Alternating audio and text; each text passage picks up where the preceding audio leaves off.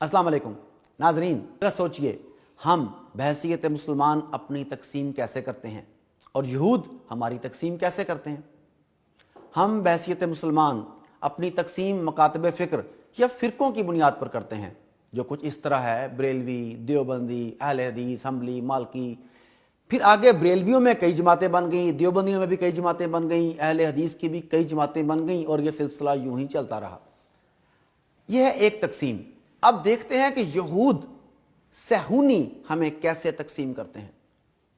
इनके नज़दीक मुसलमानों के 4 तबके हैं, लेकिन वह तबके शिया, सुन्नी, वाबी, देवबंदी नहीं, बल्कि तकसीम फ़िरक़ों से बालातर किसी और तरह की गई है। ये कुछ यूं है। नंबर 1 तबका इनके नज़दीक है सेकुलर, जो सिर्फ नाम का मुसलमान है। बस मुसलमानों के घर पैदा हो गया, बाकी इस्लाम से कोई सरोकार नहीं। नमाजें रोज़े दिल करे तो रख ले, वरना नहीं। बिल्कुल आज़ाद तबका। इनके नज़दीक दीन का रियासत के साथ कोई ताल्लुक नहीं होता और इनके बारे में यहूद का रवैया यह है कि इनको अपने साथ बराह रास्त शामिल किया जाए और इंसानी हकूक़ के नाम पर इस्लामी तालीमात की इनडायरेक्टली मुखालफत करवाई जाए और बाकायदा इन लोगों को हुकूमत में लाया जाए, ताकि बाद में ये लोग यहूद के आलाकार बनकर हम पर बतौर हाकिम मुसल्लत किए जाएं। दूसरे नंबर पर जो तबका जिसमें हमें तकसीम किया जाता है वह मॉडर्निस्ट हैं। ये तबका दरबारी मुल्लाओं और नाम नेहाद पीरी मुरीदी वाला तबका है, जो अमन के नाम पर मुसलमानों को दरबारों पर ढोल बजाने का दरस देते हैं और इस पर नाचने को सवाब करार देकर अमाल बस यहीं पर ख़त्म कर देते हैं।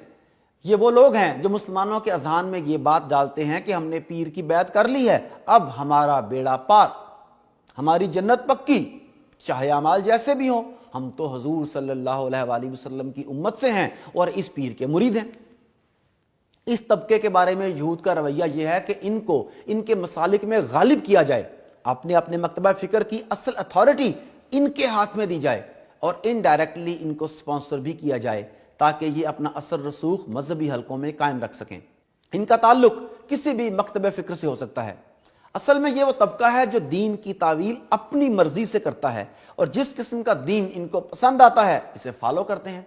अपने असलाफ के तरीके को छोड़कर अपने रसूम व रिवाज को, खुद साख्ता रसूम व रिवाज को दीन का हिस्सा बना लेते हैं। तीसरा तबका रवायती या ट्रेडिशनल मौलवी हैं, जो चंद इबादात मसलन नमाज, रोज़ा, हज, ज़कात वगैरह में बहुत कट्टर हैं, मगर इससे आगे नहीं बढ़ते। इनके मुतालिक यहूद का रवैया यह है कि इनको ना छेड़ा जाए, ना ही इनको सपोर्ट किया जाए, बस जूं का तू छोड़ दिया जाए। यह तबका मस्जिद व मदरसा में बैठकर काल अल्लाह व काल रसूल की सदाएं बुलंद किए हुए है। यानी यह तबका इस्लाम को अकायद, इबादात और रसूमात तक महदूद समझता है। चौथा तबका, यह सबसे अहम है, यही तबका यहूद की आंख में खटकने वाला तबका है। ये बुनियाद परस्त या फंडामेंटलिस्ट कहलाते हैं।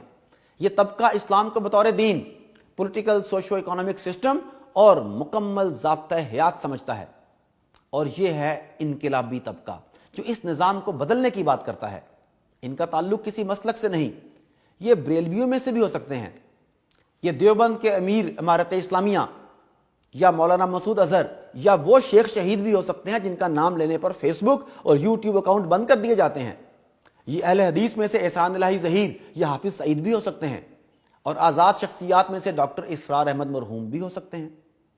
इनके मुताल्लिक यहूद का रवैया बस एक ही है कि इनको खुद भी मारो और पहले तबके से भी मरवाओ, दूसरे तबके से इनके खिलाफ फतवे जारी करवाए जाएं और तीसरे तबके की खामोशी का फायदा उठाकर इनको जलील करवाया जाए।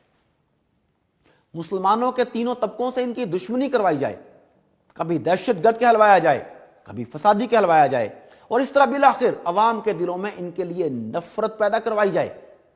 और दुश्मन अपने इस मकसद में कामयाब भी हुए हैं, क्योंकि आज एक लिबरल आदमी के मुताबिक जहाद बिस सैफ दहशतगर्दी है। इनके बकौल इन लोगों ने जहाद को गाली बना दिया है और यहूद के टारगेट नंबर 1 यही बुनियाद परस्त हैं और वो हर हालत में इनको खत्म करना चाहते हैं। इनका दूसरा टारगेट रवायत पसंद तबके को बुनियाद परस्त तबके से दूर रखना है। इसकी वजह यह है कि ट्रेडिशनल तबके के पास अवाम में बेहतर रसाई मौजूद है।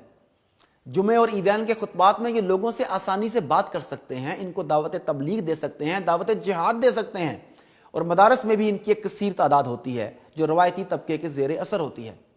अगर रवायती और बुनियाद परस्त एक दूसरे के साथ मिल गए تو اس کے نتیجے میں ایک بہت بڑی طاقت بنیاد پرستوں کے ہاتھ لگ جائے گی، کیونکہ بنیاد پرستوں کے پاس عوام تک براہ راست رسائی بہت کم ہے۔ ایک رپورٹ کے الفاظ جو بنیاد پرست یا فنڈامنٹلسٹ کے بارے میں ہے کچھ یوں ہیں: They are our enemy number one. We have to crush them in whatever way is possible. ناظرین، اس رپورٹ کو پڑھنے کے بعد ہم اس نتیجے پر پہنچتے ہیں کہ اہل یہود کو اسلام بطور مذہب تو پسند ہے مگر بطور دین پسند نہیں۔ دوسرے الفاظ میں انہیں ہماری عبادات سے کوئی سروکار نہیں، ان کو اصل مسئلہ ہمارے نظام سے ہے۔ اور اگر تاریخ اٹھا کر دیکھی جائے تو دنیا کی اکثر جنگیں نظاموں کے مابین ہوئی ہیں۔ ماضی قریب میں افغانستان کے پہاڑوں میں کمیونزم کا قبرستان بنا، اس کے بعد کیپٹلزم کا قبرستان بھی وہیں بن رہا ہے جہاں پہلے کمیونزم دفن ہے۔ ناظرین، یہ رپورٹ جس کا میں ذکر کر رہا ہوں، یہ رپورٹ رینڈ کارپوریشن نے مارچ 2004 میں پبلش کی تھی، جس کے مطابق ابھی بیان کیے گئے 4 طبقات میں مسلمانوں کی تقسیم کی گئی تھی۔ اب آپ دیکھیں کہ ہم بحیثیت مسلمان کہاں کھڑے ہیں اور ہمیں کہاں ہونا چاہیے۔ کہتے ہیں کہ اگر حق کی پہچان مشکل ہو اور اس زمانے میں حق کو پہچاننا ہو تو یہ دیکھیں کہ باطل کے تیروں کا رخ کس جانب ہے، لہٰذا حق کو پہچانیے، فرقہ واریت سے نکلیں اور بحیثیت امت سوچیں۔ جہاں یہودی ایک خدا کو ماننے والے اور ہندو ہزاروں خدا بنانے والے صرف اسلام دشمنی میں ایک جگہ، ایک مقصد پر، ایک پلیٹ فارم پر اکٹھے ہو سکتے ہیں، تو کیا ہم اسلام کی محبت میں ایک نہیں ہو سکتے؟ ہمارے پاس تو کلمہ بھی ایک ہے، کتاب بھی ایک ہے، اور رسول اللہ صلی اللہ علیہ وآلہ وسلم بھی ایک ہیں۔